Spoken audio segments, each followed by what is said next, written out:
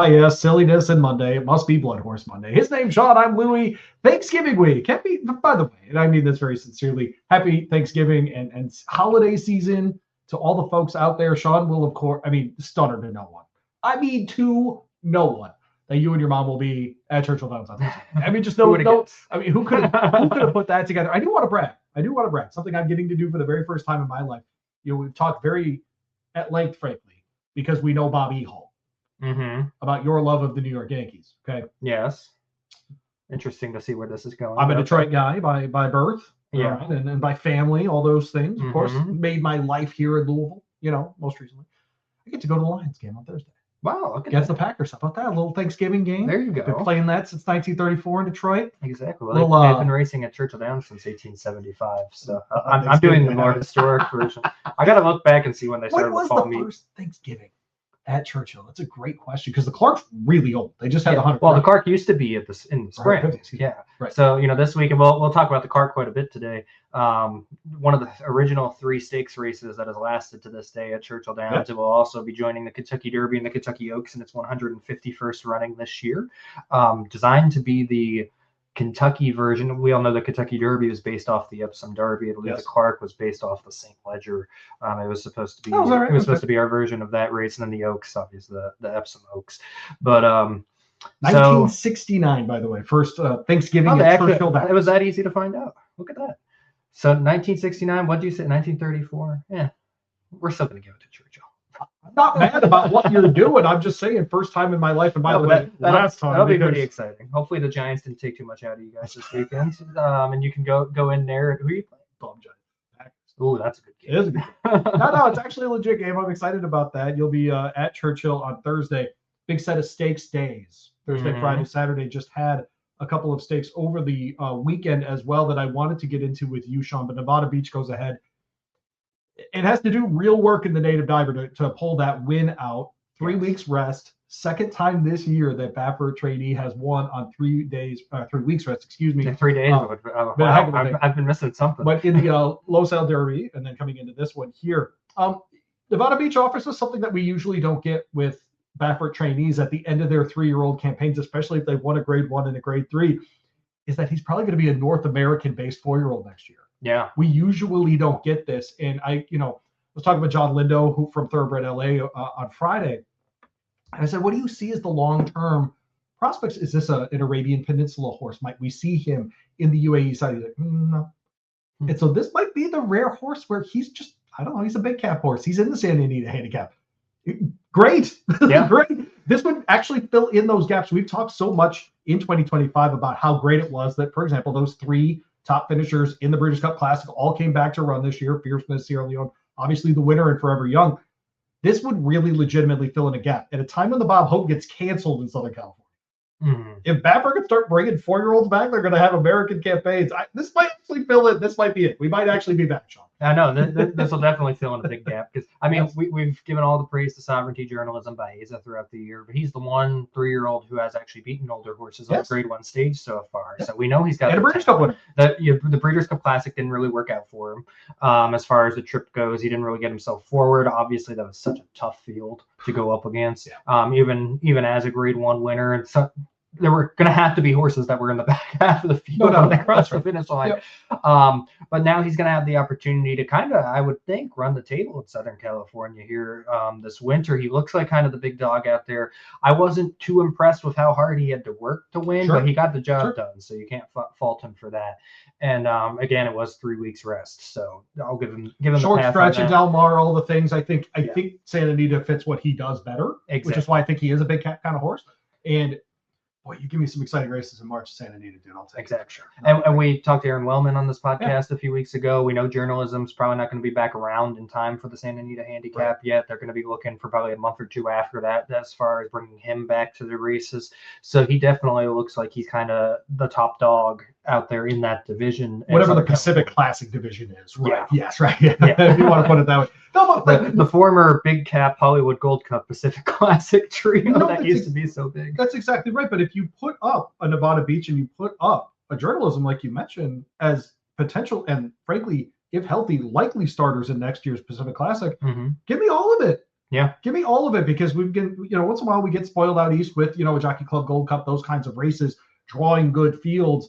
We're getting spoiled that time of year with all the good racing at Kentucky Downs. Would be nice to add that at Del Mar. Yeah, it would be nice. I mean, we got a really good Pacific Classic this year with Yes, we did. business and journalism, to think of where we could potentially have another pretty good one if everybody can stay healthy, and also Plus all the 3-year-olds we haven't met yet. Yeah, and not to mention we also haven't talked about Nisos yet either. Now I good wonder. I imagine he maybe is more along the path of the Pegasus, the Saudi Cup, the Dubai World Cup. So they'll probably, I would imagine, maybe split ways for the first half of the year. Yep. When we get into that second half of the year, we could definitely see them come back together in those races out there. Yeah, some of those one-turn mile in a day seem to set up better for Nisos than some of the two-turn stuff here. Seriously, right? And so that might be the route that he goes, even though in the dirt mile he looks spectacular. So who knows? Yeah, I don't think long run it's gonna matter much whether it's one turn or two turns. This 3-year-old set of turf races at Churchill, we just had another fantastic year of them between the American Turf over the Derby, on Stephen Foster Preview Day with the Audubon Stakes, then of course the American Derby during the summer, and the Commonwealth turf this last year. Now, we did not give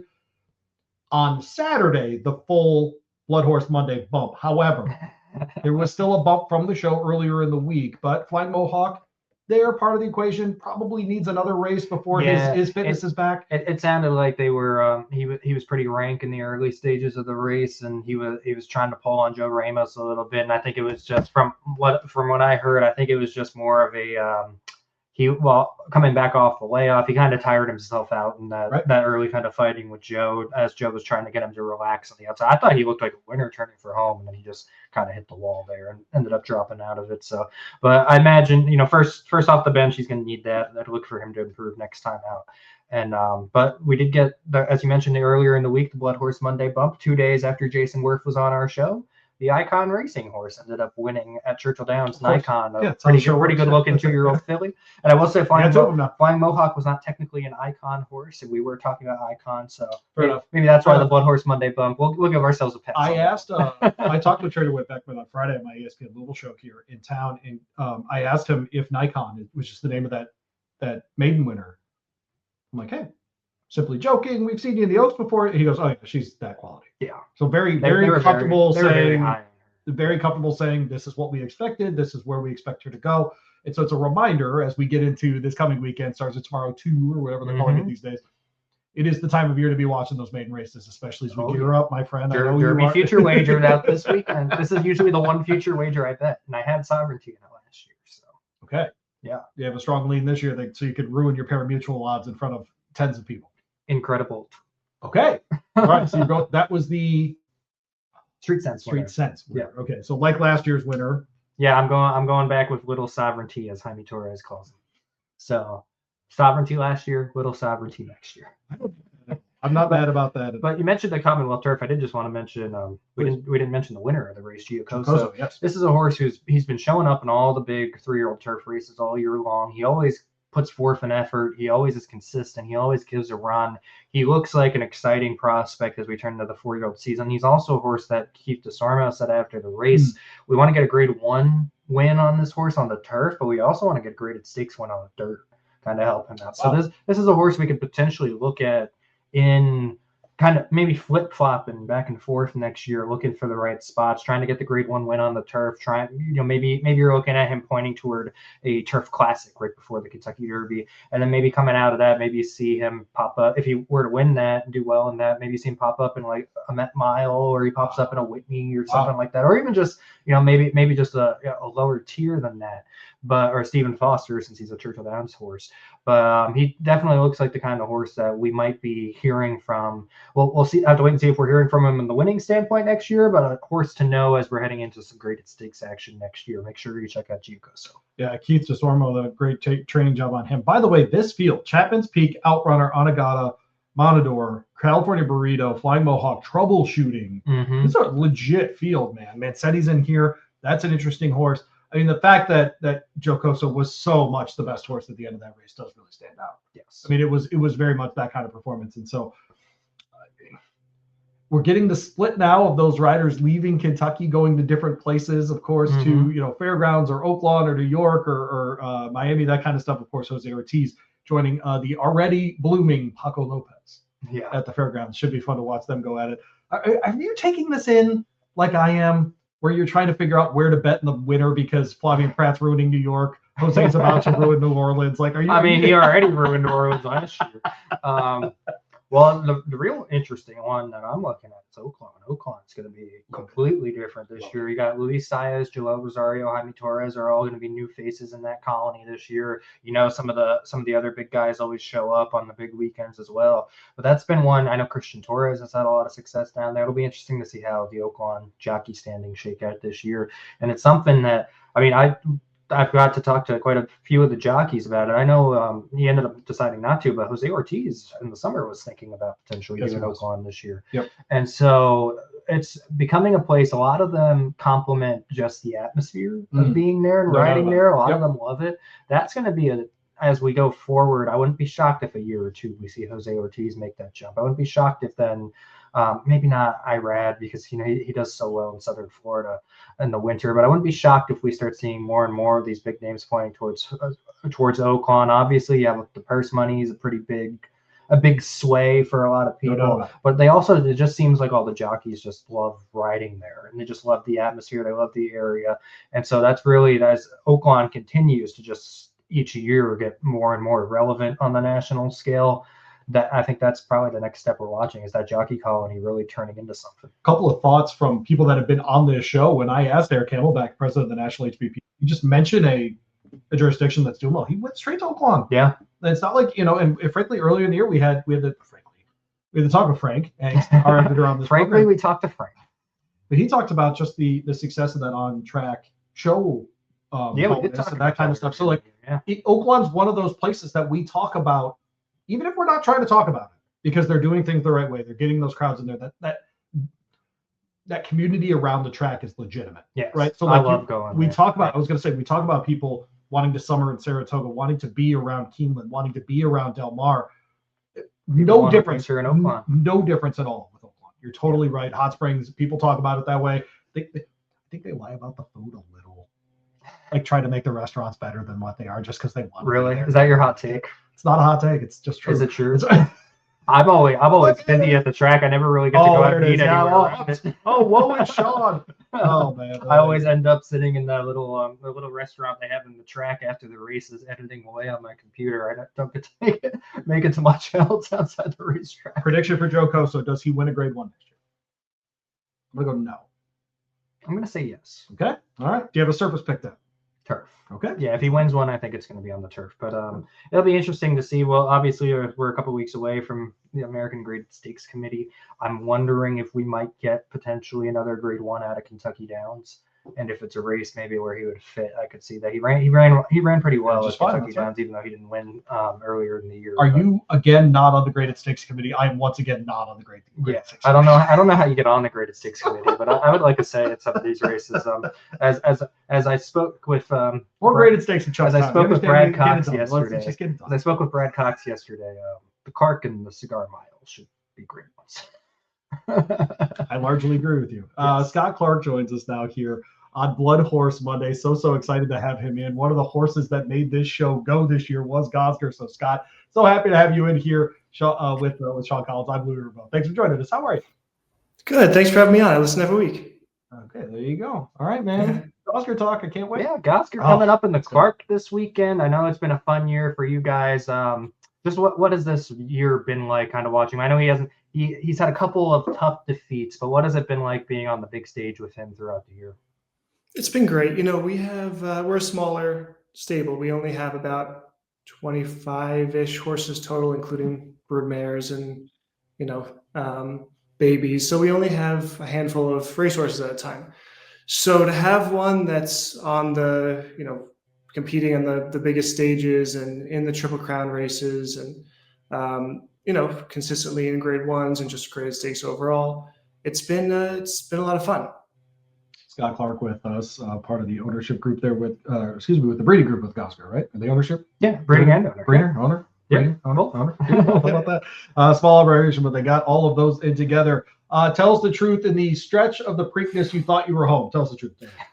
I was certain we were home, which was Never do that. I was, don't touch the money. That's right. Yeah. I was starting to get excited, and then I saw I didn't quite know what was happening out of the corner of my eye when all the commotion happened behind us, but I figured we were home free then, and I was screaming. I lost my voice, and the celebration quickly changed to some more off-color words after that.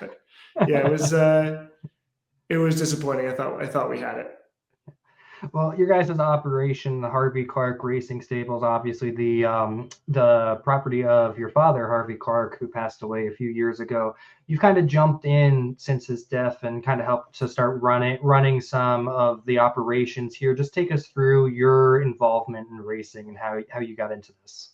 Sure. So my dad was involved since I think late 70s, way before I was born, and that was more in the lower levels, mid-Atlantic, the parks in Delaware and Meadowlands when we had a Thoroughbred meet here, Aqueduct once in a while, Belmont.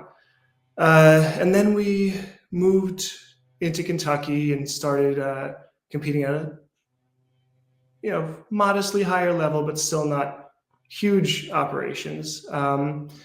And we had some fun times with horses like Soledad, who was in the Kentucky Derby, Cairo Prince. When my dad got sick, he started to teach me more about how to get bills paid and more of the clerical side of the business. But towards the end, he told me to sell all the horses, and I think that was the first time that I disobeyed my father.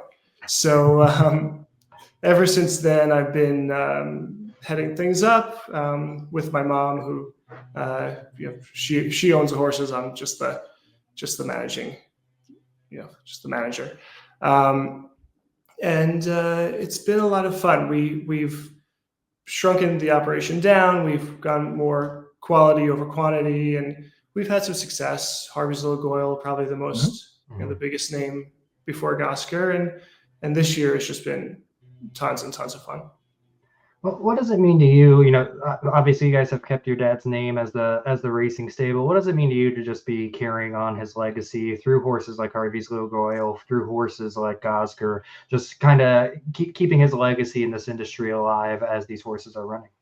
Oh, it means everything. We live in northern New Jersey, so it's not common for people to have horses or be involved with horses around us. So it's kind of our unique thing, and it keeps me close to my father's memory to keep this going. It's and I get to be around the game that he loved, and keep in touch with people that he was very close with in this world. Now, one of the biggest claims to fame your father had was he was the breeder of I'll Have Another, the 2012 Kentucky Derby and Preakness winner. Probably could have won the Triple Crown that year, but he had to scratch from the Belmont with a tendonitis injury. He was named the champion 3-year-old that year in 2012. What was that experience like for you guys? And then also Gosger here is a son of his half-sister, Gloria S. So it's keeping that family line going. So what was the experience of I'll Have Another like? And then now carrying that forward with Gosger, how much more special does that make him? Yeah, we try to keep it positive. It'll be easy to say, what could have been, but we always say that it's a million things could have happened if we kept him. But we had a lot of fun with it. It was when he was in the Preakness, we went out and we were there to witness that, which was a lot of fun. It's only less than 150 people in the world have ever bred any classic winner, let alone a dual classic.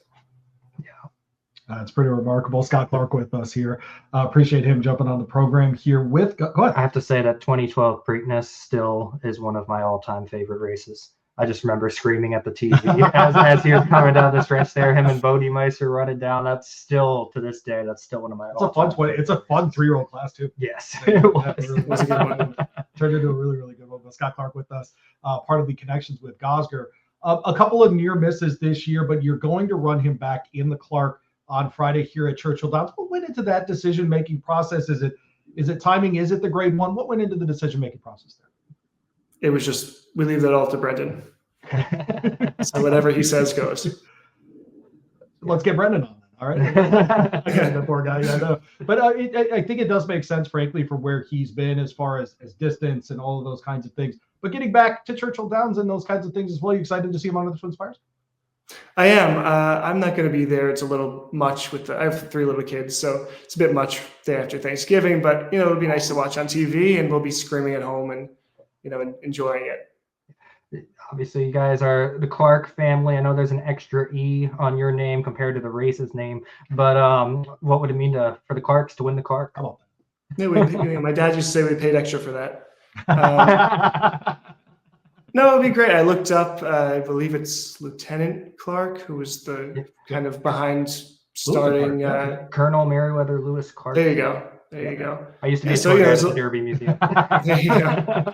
There's a lot of history there, and it'll be, look, any graded stakes win is big. We're not, our success this year hasn't jaded our view on that. It's just to be in these races is a big deal. So being in the money or even winning, knock on wood, would be a huge deal for us.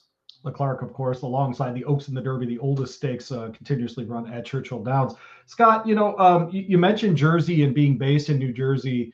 The Haskell run this year, in the stretch duel, we just rewatched it right before the episode. Actually, it's amazing how many of the best races of the year Gosger was involved with. Frankly, being in New Jersey, being the Grade 1, being the state championship essentially in the Haskell, man, what were the emotions like in that stretch run? Well, it was, seemed like it was deja vu all over again. Louie just I was actually no, it's not that at all. That's a good question. Scott's going to answer my good question. I actually thought goal oriented was going to be the bigger problem. I didn't even see journalism coming. Of course.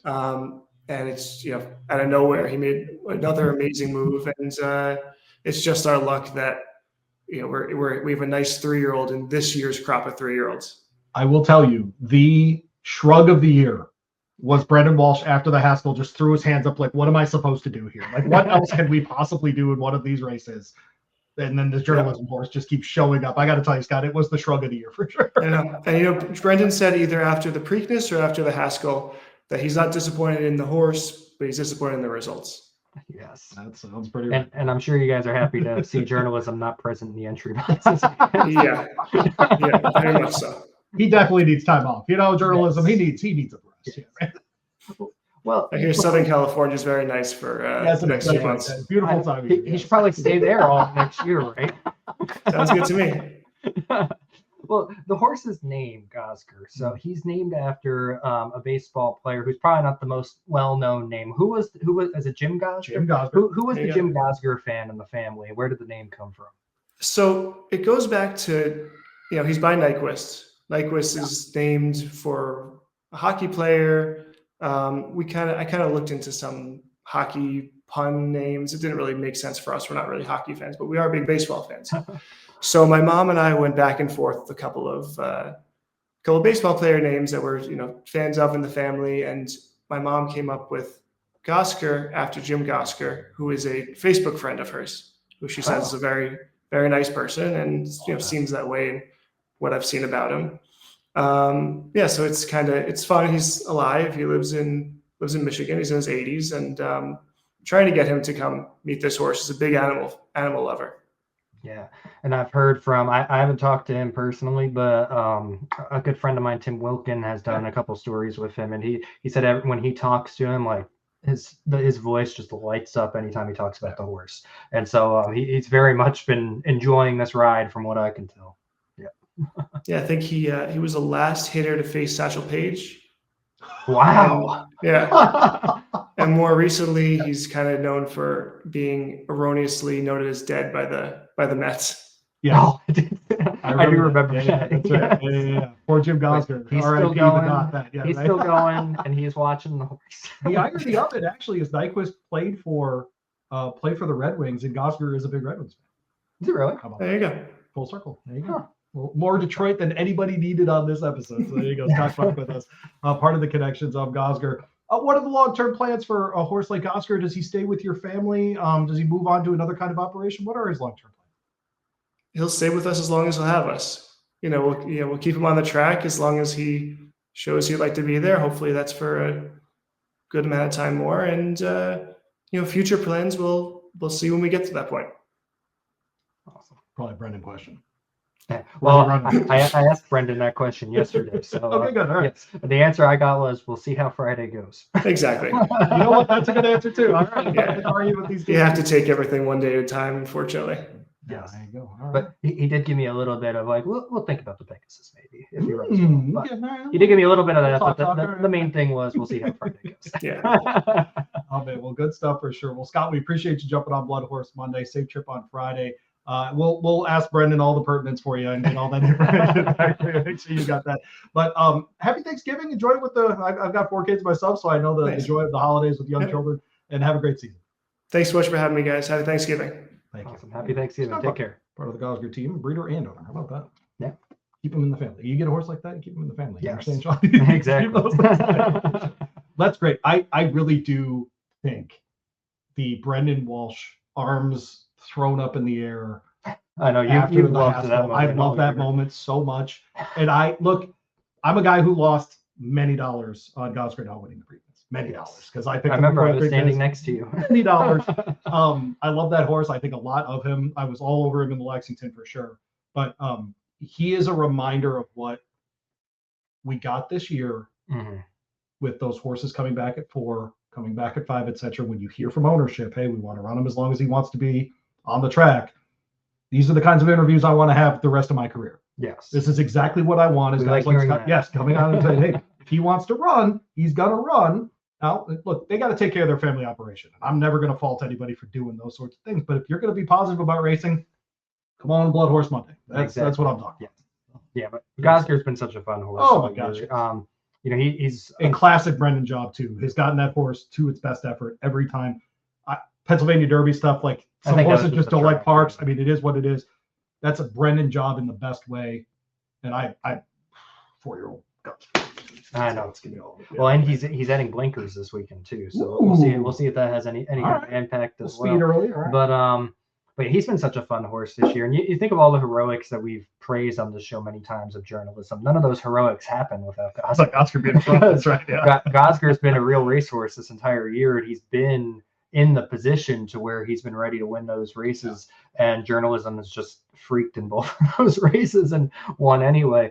But the reason why we have such high respect for journalism is because of how good of a horse Gosger is. Correct. And as we've been talking about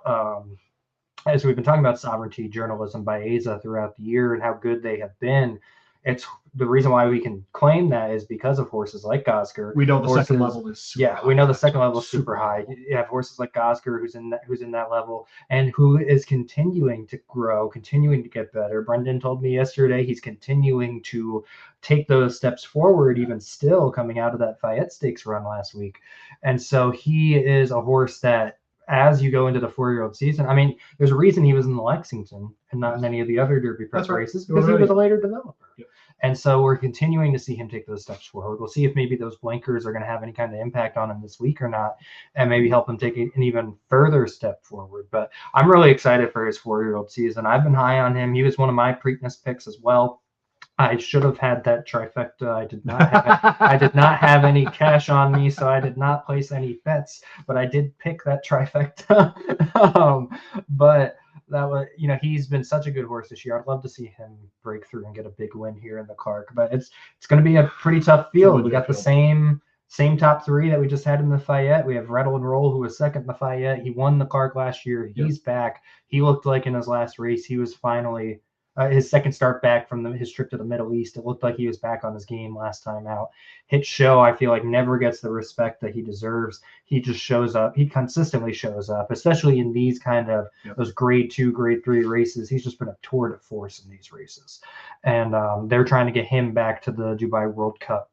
This is First Mission's last career start. Going to leave it all out there for him. And then you're also going to see horses like Magnitude and a couple other good ones. Chunk of Gold's back in now. We remember him from the Derby. So we got some other big 3-year-olds in here as well. So it's going to be a pretty good race. Yeah. It's the grade 2-est of grade 2s. It should be a grade 1. But it is like every horse in that field is absolutely worthy of winning a grade 2. Oh, That's the point, right? And that's what I'm getting at here. In the same way that Commonwealth turf was easily a grade 3, probably better, given that lineup of horses that we just saw at Churchill Downs on Saturday. You're kind of stuck on this grade 1 thing for the Clarke, aren't you? There's some races.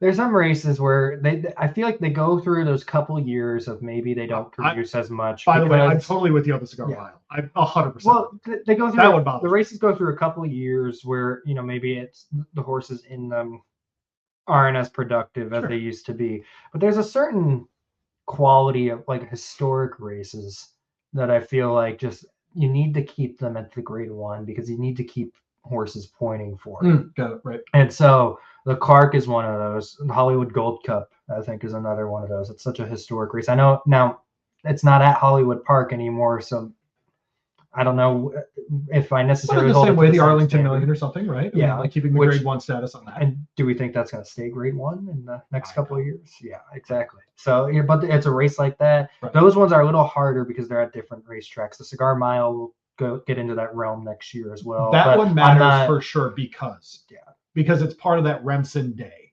Yes. Right. That day in general, eventually at New Belmont, needs to be one of the cornerstone December weekends that we have. It does. It just does. And it should be. Right. So the Clarke and the Cigar Mile, I think, are the biggest two that should be grade 1s. And there was a couple of years there where the Stephen Foster got demoted down to a grade 2, and the Clarke stayed a grade 1, and then they switched in the same year. Stephen Foster went back to grade 1. The Clarke went down to grade 2. And the Clarke is one of those races. And I don't think the Cigar Mile is as much because it still always gets a good field. So that one should just be grade 1 anyway.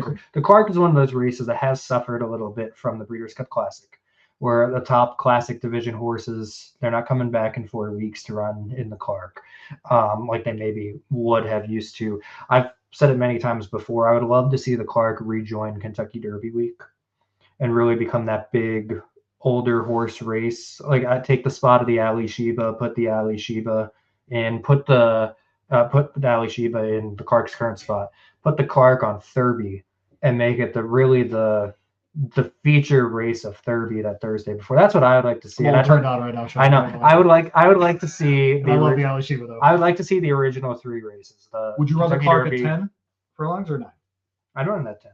Okay. Yeah. Put a 1.25 miles. Put it on Thurby, make it the anchor of the Thurby card, start really pushing that as, because you look at that, it could be, the race that the horses from the Middle East come back in. Horses, because right now, wait till the mile for sure. Yeah, because right now we don't really have, you hear all the time, the horses kind of, once we get past the Santa Anita handicap, as far as the U.S., like we have the Oaklawn handicap, and that's continuing to get better, but it always seems like the big horses, they kind of don't have anything between the Santa Anita handicap and the mid-mile. Even though the Ali Sheba is there, even though the Oaklawn handicap is there, a lot of times we see those as more as like Fierceness using, obviously he was a big horse, but Fierceness using the Ali Sheba as kind of a stepping stone into something, get back in shape. Set the track record. Yeah. We really need, I think, that big older horse race in the spring, the big grade 1. The Clarke historically fits that bill. And so Do you feel like Churchill's hiding from the mile a little bit? No, I don't think it's any. I think it's just the Clarke got its spot on Thanksgiving weekend, the day after Thanksgiving, and it's just stayed there. But with it losing the grade 1 status, I think do you happen to know how long it's been on Thanksgiving weekend? I do not. Okay, all right. I'm sure we could find out. Yeah. Let me see. I asked just because I wonder how cemented that is as part of this coming weekend. It has been pretty much my entire time of focusing on horse racing, which took going back about 20 years, I think. But since Equibase goes back to 1976, it's been on this weekend since then, at least.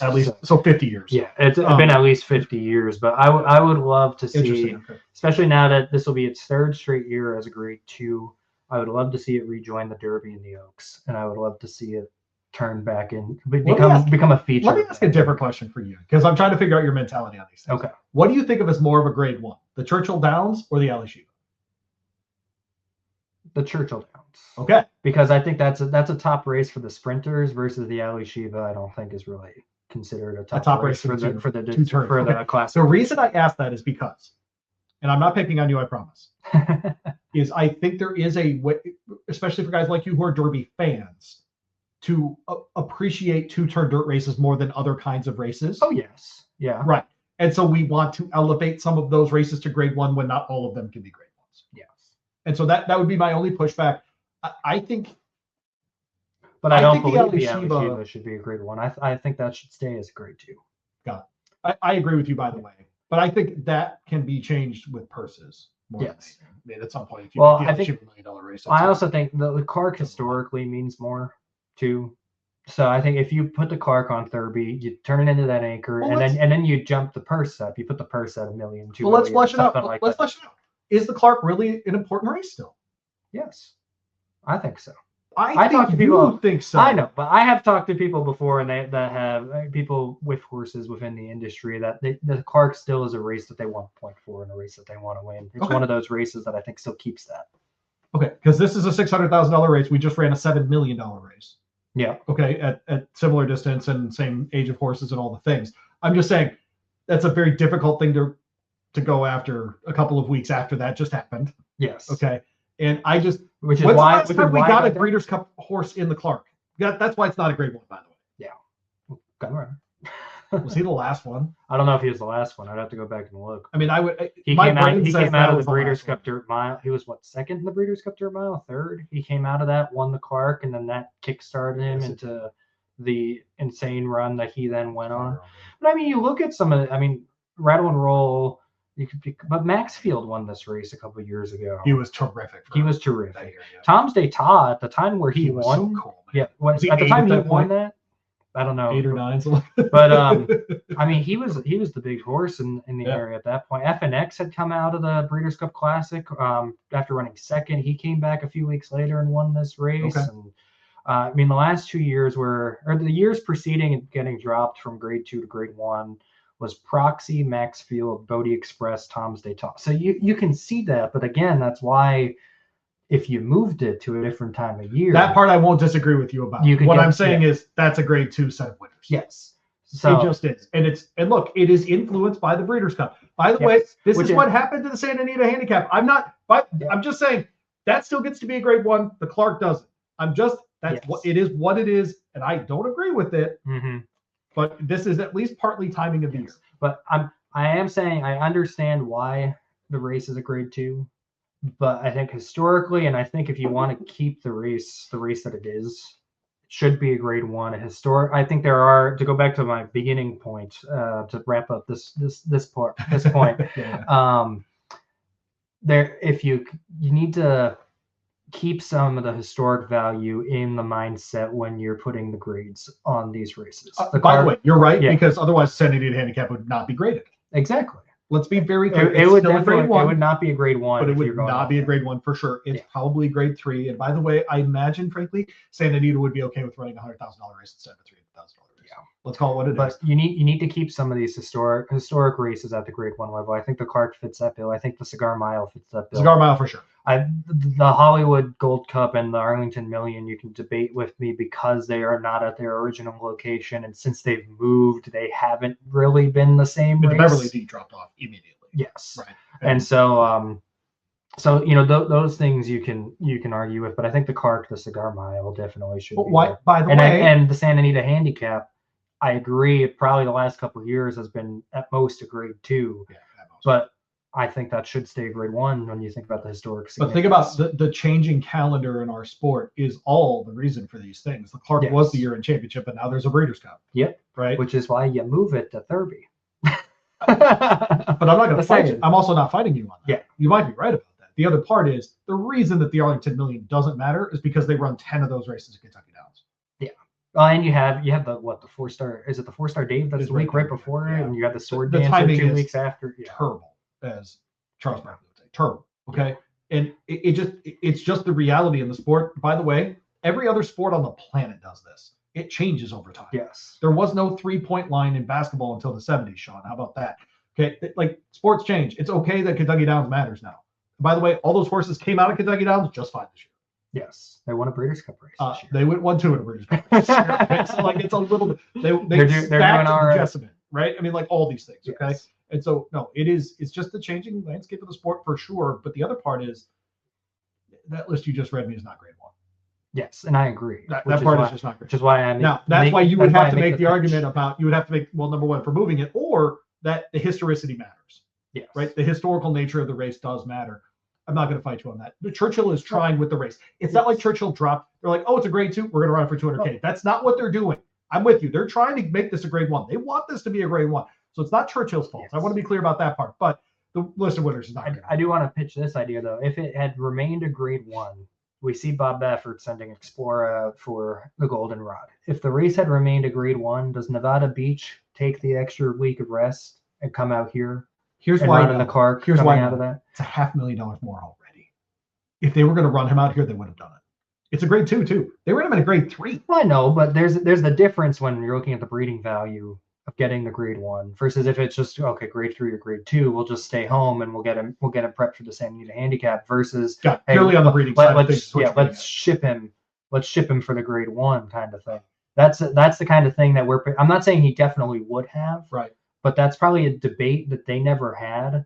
That had it been a grade 1, they would have had. So we're losing out on potentially having grade 1, those kind of grade 1 quality horses running in the race by the fact it's not a grade 1. And then the native diver doesn't happen, or what? Well, yeah. It's okay. We're canceling races out there, Delmar, anyway. By the way, my hot take on the Bob Hope, because our colleague Jay Hubby had a really good piece about this at bloodhorse.com, by the way. Go check out his stuff. It's very, very good. Do you know what'll fill the Bob Hope next year?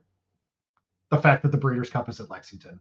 Yeah. Do you know what'll fill it 2 years from now? The Honestly, fact that it's in New York City. The Breeders' That's Cup it, man. had quite yes, a few it eats up all those horses. It eats up all of them. All of them. Super Corridor wins the Breeders' Cup Juvenile Fillies. Not at Lexington. Yeah. I mean, she probably would have stayed home. She right. She wouldn't have been in the Bob Hope, but like you had But this is my point, right? Like a horse like Mr. AP. Does he ship all the way out to Kentucky versus does he stay running the Bob Hope? Correct. Correct. And then you've got 6-7 horses and you're fine. Yeah. I'm just telling you, once the Breeders' Cup is not out in California, a lot of those races are going to fill. Because you know why? Because it's $1 million to run in the Breeders' Cup and it's $100,000 to run at Del Mar. Yeah. That's the difference. It's okay to say out loud, it's money. It's why the Arlington Million's empty and Kentucky Downs is full. Money. It's okay. It's okay. Oh man, I hope they can figure those out. But yeah. Who you got in the Clarke? Yeah, Gosger? I've got a feeling Hit Show is going to keep going here.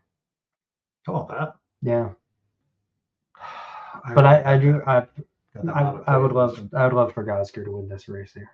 How much of that Fayette do you expect to roll back? Do you expect to see Rattle N Roll Gosger run well again? Yeah, I think Rattle N Roll runs really well. He lost Churchill. Yeah, and I think he's back to feeling himself now.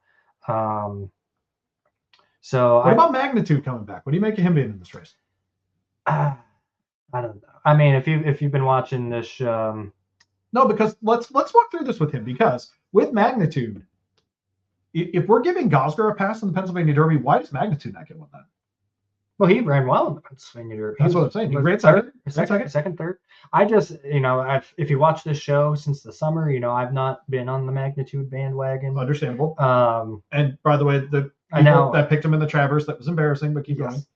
Now, I did like his Pennsylvania Derby. I think I may have said it on the show that I felt better about him coming out of the Pennsylvania Derby because he did not get the lead to himself. Yep. He battled on. He ended up running a very strong second that race to Baeza. I have the feeling that he's just kind of a cut below the top of the top. Okay. Now, that being said, as we've discussed, this is a grade 2, so that could be in his realm. But first time against older, I don't know if I necessarily am going to back him here. If he wins, I won't be the most shocked. Because if you think about it, early speed in this race is all going to be non-contenders, and then you're going to have First Mission and Hit Show sitting just outside. Yeah. Right? And Gosger sitting just outside. Because the early speed is like chunk of gold. Okay. And by the way, he's fine. He's fine. But like, this is the Clarke. At some point, there's chunk of gold, and then there's the Clarke, right? Okay. Houdet is probably going to try to get the lead. I know Willie D's is going to go out front. Thanks for being in the race. But like, well, that concerns me a little bit about Magnitude. But what if he wants to go with those horses? He's just faster than them, which he is, and he just gets the lead. He's gone. I think that's on the table. What was going to happen in the Travers? He was going to get the lead. Well, people said that he was going to get the lead, and he was gone, and then halfway around I'm the far looking through the turn. entries. I don't see Sovereignty. Do you see Bracket Buster? Bracket. Because Bracket Buster's the one that got him. I should laugh. Those nice people came on the show. I shouldn't do that. But you know who's going to be coming late in the Clark, no matter what. I have be coming with a late run. A little late run in the Clark. Could it be Rattle N Roll? I think it could. Could it be? How about that? What do you think, Brian? Is Rattle N Roll going to be coming with a late run here in the Clark? Let's hope so. I mean, we'd love to have a repeat of last year. If we can get that same kind of run out of him that we did last year, to be something special. Brian Hernandez Jr. with us here on BloodHorse Monday. He's Sean. I'm Louie. Brian, thanks for jumping on, man. Good to see you. Was Sean very forceful outside the jock room yesterday in booking you for the show? No. Thanks, guys. It's always an honor to be on. Well, good. Yeah, I was going to say, last time we talked to him was in front of Torpedo Anna, I think, on this show at least. Yeah, back around Derby time. Back when she was still dominating things out there. Well, Brian, I have to ask first. Obviously, your injury earlier in the fall and all those things. You are back. You are riding well. You're winning. How are you feeling? How was the recovery process? And boy, I got to say, Brian, you don't get to find out how loved someone is very often in our sport. But boy, people really were praying for you, fighting for you. And so it's nice to see you back. How are you feeling?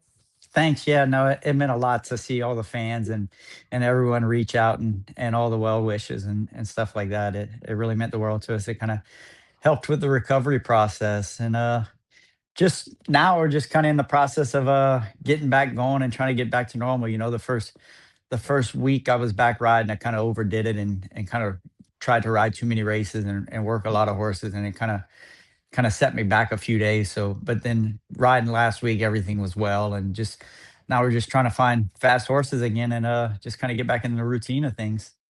Brian, around here, we love our college hoops, for example. We talk about people being in game shape. Do you find yourself as a jockey having to be in riding shape? Is that a thing? Oh yeah, yes, definitely. Especially when when you're sitting on the couch and you start to feel pretty good and everything's like, oh, I can get back to doing this. And then you go out there and do it that first day and you realize, well, wait, maybe we might need to take it a little easier. And that's kind of what I did. I've kind of been easing back into it and riding a few and working a couple here and there in the mornings and just kind of trying to get back to normal. I'm sure a lot of our listeners and our viewers are not jockeys, and so they don't know exactly what goes into this on the daily basis. What is the mental aspect of when you have a hard fall like that, getting back up on the horse again? How do you get over? I know in my case, I would probably have fear of it just happening again. How do you get over that? Is it just your years of experience, or how do you get past that kind of mental block? Yeah, it's a lot of experience, and then on top of it, you just kind of have to put it in the back of your mind. When you when you decide you want to be a jockey and you accept this profession, at some point it's not when you get injured. It's going to be just it's going to happen. So you just kind of have to understand that aspect of it. And for me, I'm fortunate enough to where I have a really good, strong family behind me, and they've kind of supported me and just getting back into it. Brian Hernandez Jr. with us. He's got a bunch of mounts this week, so we wanted to ask him about those. One you will not have is that aforementioned Torpedo Anna, retired this year. Sean and I have talked at length on this program about every time they paraded her at Churchill, they would get next to the tunnel and she was ready to go. Getting to ride, and you'll be on Rattle N Roll, for example, in the Clark. These types of horses, Brian, the high-level success horses where you know what you're getting every time that you're aboard. But let's get back to her first here. Torpedo Anna, how special was your time with her? Anytime you get to be a part of a filly like that, she's those type of horses, they come around very, very rarely. So when we were able to do all the great things we were with her, it's something special. It's what you, as a jockey, you work your whole career for, to try to find a filly like that. And I was fortunate enough that we got almost 3 really great years with her, and she took my career to a different level. I've been fortunate enough to ride a lot of good horses in the past, but to be able to ride a horse of the year champion and champion 3-year-old, she was just something that it's hard to put into words exactly what she means to us. But she's extremely special as well, just because in all her races, the kids and everybody would come out and just cheer her on, and just to win the grade ones like we did with her, it'll always be something we'll remember, that's for sure. And I love at those Churchill Downs parades. You could see the difference between her and Mystic Dan, who you rode to win the Kentucky Derby last year. Torpedo Anna, every time she comes into one of those paddock parades, she's pulling on Two handlers. She's pulling on them. She's pretty much marching herself around the paddock. And then Mystic Dan, they bring him out. They just stand in there for like 20 minutes to let people come up and take pictures of him. And so just two completely different horses, obviously two very special horses to you to have them, kind of together. But now that they are both retired, I know we got the big 2-year-old day coming up this week at Churchill Downs on Saturday. How excited are you to find the next Torpedo Anna and Mystic Dan? Yeah, that's what we get up for every day, and that's kind of been the great thing about the last, it's been probably 15 years now, a little over 15 years now, that we've had these 2-year-old days at Churchill, and they just kind of showcase the talent of next year. And that, those are the days that you want to ride a lot of horses, because typically on the 2-year-old days like this, that's when everybody kind of wants to showcase their really good 2-year-olds. So we're hoping to see what kind of maidens we have on Saturday, and just hoping that something does lead us on the next year to where we can get back to the Oaks and the Derby and those kind of special races, those classic races. That's kind of what builds your career, is when you're able to win those classic races. So, but you still have to go out and find those horses. So on Saturday, it's we'll hopefully we pull magic out the bottle one more time. Well, you mentioned trying to get as many rides as you can on that day. I believe you're booked to ride in 8 races, including race 3. You have 2 mounts. Not sure how you're going to pull that one off. But it's Brian Hernandez Jr. He does what he exactly. wants, right? You understand? Well, we'll see which one you end up on there. But you're 2 stakes runners. You have Universe in the Kentucky Jockey Club, a prep race for the Kentucky Derby, and the Grumpy Rabbit and the Goldenrod Stakes, prep race for the Kentucky Oaks. Just what are your thoughts on them? Yeah, I rode the Grumpy Rabbit one time when she broke her maiden at Ellis, and she was really, really professional that day, going into that race. Kendrick Carmouche had ridden her the time before, and he called me before the race. He goes, "Hey, you're gonna really, really like that filly. She's been working really good up here at Saratoga," and she went over at Ellis, and she won pretty easily. So it looks like, off of her last race, she ran opening day at Churchill, and I think she was 3rd. And she seems to be going the right way. We'll see. She didn't draw a very good post. She drew the outside post, so that's going to be kind of detrimental to her. But then in Universe's case, I've been on him one time in the mornings. I don't know a whole lot about him, but I know Kenny and the owners, the Gasways, they own him as well, and they're all really, really high on him. So we'll see what he can bring to us on Saturday. Mystic Dan connections there. There you go. Yeah. Well, you mentioned there, this is a part of the industry I feel like people don't necessarily realize. You mentioned there how Kendrick Carmouche gave you that phone call ahead of time. I feel like a lot of people would look at you and think, like, wouldn't you want the other jockey who's riding the horse now to fail on that horse, so then you can end up getting the mount back at some point or something like that? Just what is it about the brothership of being a jockey that it always seems like you guys all get along really well? It's kind of like that shared knowledge that we all realize how difficult this job is, so we're going to do what we can to try to help each other out. Just what is it about that brotherhood of being a jockey? Yeah, that's kind of a lot of it. Is you always want to see the next guy succeed, and at the same time we're competing against one another, but at the same time you want to see that guy succeed. And in that case, he reached out and gave me some knowledge on the horse, and I'd do the same thing for him. It just makes all of our jobs easier when you can just kind of have that extra boost of confidence, knowing that, hey, that guy likes that filly. We just go out there and give her a big chance. And it's just one of those things where like I said, especially in Kendrick's case as well, him and I, we grew up together on the backside of Evangeline Downs at our whole lives. So we're really close, and we've always gotten along well. So it's just, like I said, it's just one of those things that you want to see each other succeed. I was there for Kendrick's 4,000th mount win on Wood Day this year. He jumped into the crowd. Do you think you'll ever jump in the crowd, Brian? No. He's a little more flamboyant. I like to kind of keep things low key. Well, are there any other your other mounts on that Saturday card? Any of those 2-year-olds that you're really maybe thinking? I know you maybe haven't gotten as much time to ride these horses because of your injury, but any of them that really kind of stand out to you that we should be looking out for? No, just like you said, I've been kind of out of the loop the last 7 weeks, so I'm not really 100% certain on a lot of them. I've worked a couple of them in the mornings, but it's just kind of one of those things where we're just trying to get back going and seeing what we have that can develop on Saturday. You've got Sea to Sky running on Friday in the Mrs. Revere, the Grade 2 event there at Churchill Downs as well. This is a horse for Cherie DeVoe that's going to be longer odds on the board, but boy, we've seen crazier things than Cherie pick off these kinds of races. What should we know about her? Yeah, I mean, Cherie does a great job, as everyone knows, and I haven't gotten a chance to talk to her about that filly yet. She'll call here in the next day or so, and we'll discuss it. But just going off of the PPs, I think she's gotten to run her 2 or 3 times now, and she looks like the filly where she's just trying to get her going in the right direction. Yeah. Well, Rattle and Roll, definitely the big guy of the weekend. We mentioned him a little bit earlier, but he's running here in the Clarke Stakes. He always comes with that late run every single time? Is that just him? Is there any way to take him out of it, or is that just you kind of let him get going and then launch him when you're ready? That's his style. We've learned it now.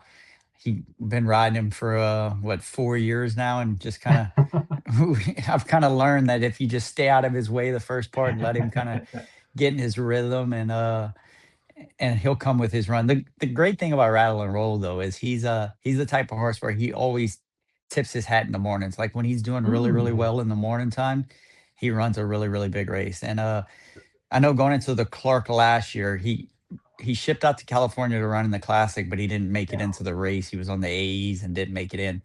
And then he came back from Delmore, and he had 2 works at Churchill before the Clarke. And after the second time we worked him the week before the Clarke, Greg Geyer, Kenny's assistant, we were in the office, and he goes, that horse is going to win the Clarke. I'm like, oh yeah, he was just doing so good last year going into that race. And then this year as well, he's going back into it after that big race he had over at Keeneland in the Fayette.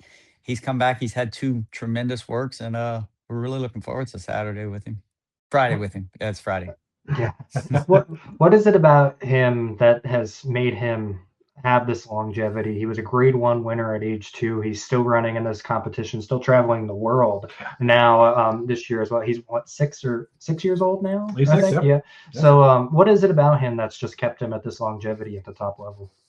I think it's just his demeanor, and then he's one of those horses that it almost seems like he's made of iron, because every time you think that, oh, well, we've gotten to the bottom of him, he just comes back, and he comes back for more. He just trains better and just keeps showing up. And he's kind of been one of the coolest horses I've been around, just because he just, for as long as he's been doing it, he just keeps showing up and keeps offering his best effort.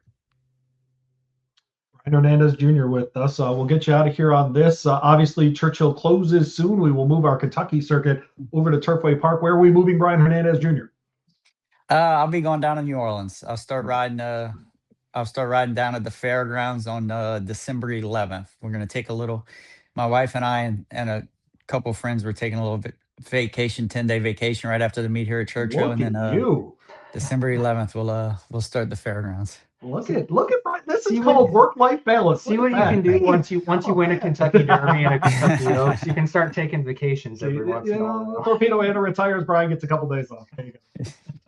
Well, Brian, we appreciate it. So glad to see you back on your mounts, healthy and capable for sure. Safe travels to New Orleans. But before that, man, pick off a couple of these races for us this week. Will do. Thanks for having me on, guys. All right. See you, Brian. There you go. Brian Hernandez Jr. Join us here on BloodHorse Monday. You I think it was you that did the old Jocks are built different tweet.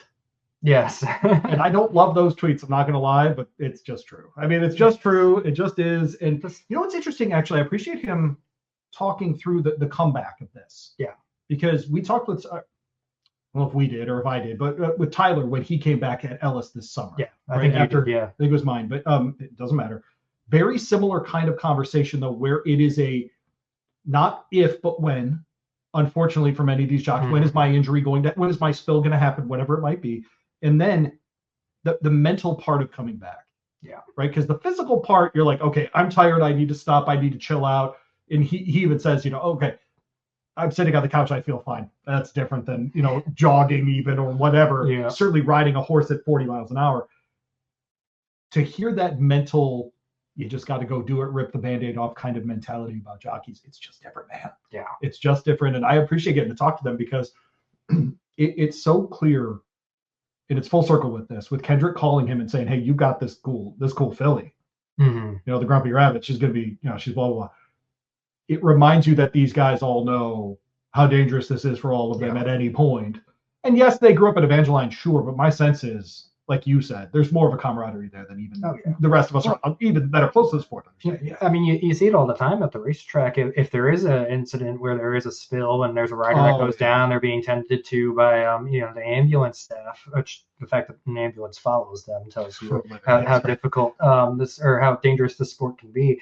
But you'll see, like, if that scenario happens, a lot of the riders run out there, like, especially if it's in the home stretch, a lot of the riders run out there to check up on how the rider's doing. So there's a tight camaraderie. I'm sure, there's probably, your back and forth from time to time. There has to be, especially in a competitive thing like this. Brian even said that. Yeah, but at the end of the day, everybody's kind of looking out for each other. Everybody's wanting each other to succeed. And so that's one of the unique things about you think of all the other sports about, competitors, you're doing everything you can to try to make sure that someone else doesn't succeed. But in racing, the jockeys have that tight-knit unity and try to help each other out. It feels like the more dangerous the sport, the tighter the unity is. Yes. Like hockey players are the nicest guys around, but they're maniacs, right? Jockeys are maniacs, but they're very nice guys when you get them away from the track, and women, of course. But it is its own thing. By the way, that moment at the Wood Memorial of Kendrick with the 4,000 sign jumping into the audience, it might be top moment of the year for me. Yeah, it was that cool. Well, it sounds like it was just so cool. Sounds like the next time Brian has a milestone, we're gonna have to throw him into the crowd for him. We're gonna have to pick him up, and hopefully he's fully recovered by then, because we're gonna have to pick him up and toss him. No, that's not me, buddy. No, I was gonna ask him. He's won this race twice in recent memory, actually. Signalman one time, and then he won it with Rattle N Roll last year. McCracken. He was aboard McCracken. Oh, you're talking about the jockey club. Yes, the jockey. Sorry. Oh, yeah. Sorry. I thought we were still on the park. But with those two races, with Signalman and McCracken winning the Jockey Club Gold Plate. You know what? I'm a little like you. This time of year, I'm watching 2-year-old races and not the Clarke. I mean, just a heads up. Yeah, just a heads up. I'm ruining. It's that time of year. It's that time of year. But yeah, it's its own thing. A couple of my favorite stories this year came out in this episode. I'm very happy. The Kendrick in the audience thing, and just the Gosger story in general. I really like that horse this year. Yeah. I don't know what his history, if he wins the Clarke, it'll be different, but what his story will be from this year. By the time we get done with his career, I think it'll be, well, as a 3-year-old, he did this, but then he won all this stuff at 4. Yes. My sense is that's what's happening with Gosger. Well, just remember, there was a horse a couple of years ago who kept running second, third, all these big races, couldn't pick off the grade 1, was running in the Triple Crown races, couldn't get it done in the Haskell, couldn't get it done in all these races throughout this 3-year-old season. Then he won the Clarke. Then he was Horse of the Year the very next year, and now is one of the greatest stallions that we've ever had. That's Gunrunner. So, yeah. Just saying. Yeah. The Clarke's a big race. It is a big race. Yeah. He did not have the Lexington in his pocket yet. Well, right, Gunrunner? Yeah. I mean, he had the Louisiana Derby. That's a better race, isn't it? Yeah, I was. Not to mention he won all the preps leading into the Louisiana Derby. Can Sean run a mile in 3/16? Find out next week. The BloodHorse is dedicated to the improvement of thoroughbred breeding and racing for over 100 years. Don't forget to like, subscribe, and save BloodHorse Monday on all your platforms. For the latest news, analysis, and insights, visit us at bloodhorse.com.